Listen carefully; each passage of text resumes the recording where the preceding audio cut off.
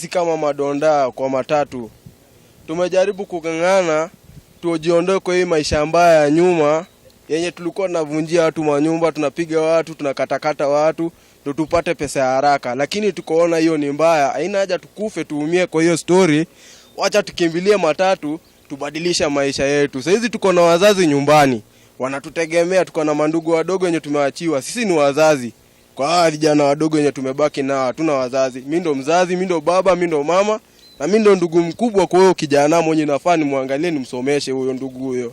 Sasa tuko more than 2000 tumevutwa kazi. Tutafanya kazi gani? Basi arudishe NYS tufanye kazi. Sasa inaonekana insecurity itakuwa shida katika area yetu ikiwa tutaanza kusumbuana na hawa vijana. Nimeandikia governor wetu, nimemwambia afufue viwanda vyote. Nakuru kuna viwanda vingi sana ambavyo vimelala, vifufuliwe. Hawa vijana wetu wapatiwe ajira kwa sababu wamefukuzwa.